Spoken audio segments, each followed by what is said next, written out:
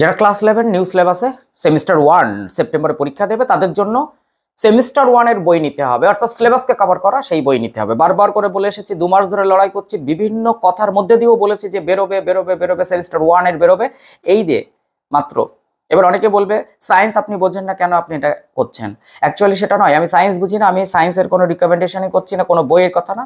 শুধু সেমিস্টার 1 যে সিলেবাস অন্তর্ভুক্ত তাতে যারা যারা বই বের করেছে তারা মূর্খ নয়। কাজে কিছু পণ্ডিতের দল কিছু কিছু মন্তব্য করার চেষ্টা করছেন, তারা না পড়ে না বুঝে কবে ঘি খেয়েছেন এখনো গন্ধ শুকছেন। এই যে দুলাল চন্দ্র সাঁতরা, এর একটা মোটা বই বেরিয়েছে। এই বইটার পেজ কতগুলো? মাত্র মাত্র 272টি পেজের ফার্স্ট সেমিস্টার। সেক্ষেত্রে ওই মোটা বইটা কিন্তু ফার্স্ট সেমিস্টারের নয়, পুরনো বই। সেখানে এই বইয়ের মতনই করে করা হয়েছে, কিন্তু সমস্ত কিছু এরকম হলেও এই 7টা থেকে বেরিয়েছে। তো আমার মনে হয় যারা শুধু সেমিস্টারকে কভার করবে তারা এই বইটাকে অবশ্যই কিনে নেবে ওই পুরনো বইটার সঙ্গে সঙ্গে।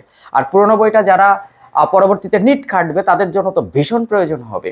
তো এই বইটা থেকে এই সেমিস্টার 1 পড়লে বা এই বইটা পড়লে যে নিটের জন্য উপযুক্ত তা নয়, কিন্তু বারবার করে বলছি এটা শুধু সিলেবাসকে কভার করে তৈরি করা হয়েছে। এই বইটা শুধু সিলেবাসকে কভার করে তৈরি করা হয়েছে।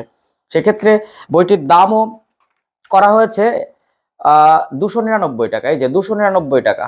কাজেই আমার মনে হয়েছে কোথাও না কোথাও শুধু সেমিস্টারের ওপরে যদি কেউ বই বের করে থাকে, সেই সমস্ত বইগুলো সে যত বড় প্রকাশনী হোক না কেন, সেমিস্টার 1কে কভার না করলে কিন্তু সেই বইয়ের গুরুত্ব থাকবে না। গুরুত্ব তো তখনই থাকবে, সেটা উচ্চ মাধ্যমিকের গুরুত্ব থাকবে না, মানে 11-12 এর গুরুত্ব থাকবে না, থাকবে পরবর্তীতে নিট বা এই ধরনের বড় পরীক্ষার জন্য সেই বইয়ের গুরুত্ব থাকবে। কিন্তু সেমিস্টার 1 এর নিশ্চয়ই এই 3টে চ্যাপ্টারের 3টে একক দিয়ে ভাগ করে এতগুলো পার্ট শেষ করা, এই যে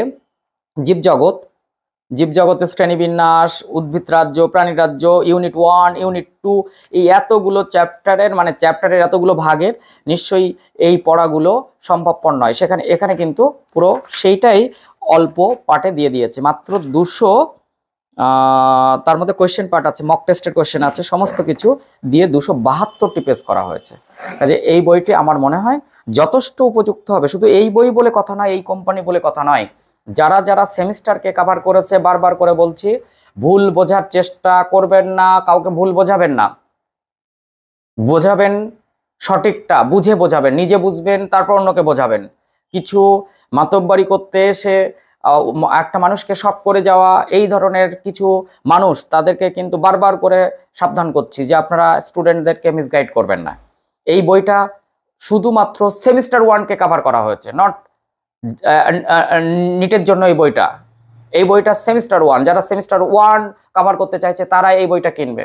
ওই মোটা বইটা পড়ে সেপ্টেম্বরের 18 তারিখ থেকে 30 তারিখের মধ্যে পরীক্ষায় অ্যাটেন্ড করা সম্ভব নয়। আরও ওএমআর শিটে পরীক্ষা দিতে হবে, তাদের শর্ট কোয়েশ্চেনের উপর প্রচন্ড জোর দিতে হবে, কনসেপ্ট ক্লিয়ার করে জোর দিতে হবে। এখানে কনসেপ্টও দেওয়া আছে, শর্টও দেওয়া আছে। কাজে এই বইটা কেন সে ইউজ করবে না? ওই বড় বইটার সঙ্গে সঙ্গে এই বইটা তার কাছে থাকবেই। না হলে সে আগে এইচএস কভার করবে, তো 11 পাস করবে, 12 পাস করবে, তারপর নিট দেবে। তো তাহলে আপনি কেন সেটা ওকে ঘেটে দিচ্ছেন? কিছু কিছু মানুষ আমার এখানে মন্তব্য করছে, যে মন্তব্যগুলো একেবারেই অনভিপ্রেত। এখানে আমরা চাই না এই অনুচিত মন্তব্যগুলো করে আপনারা স্টুডেন্টদের মধ্যে অন্যরকম ভাবনা পোষণ করবেন। কখনোই নয়, মিসগাইড করবেন না। জানেন না, চুপ থাকবেন, জানলে কথা বলবেন, আর জানেন যদি সঠিক মন্তব্য করবেন।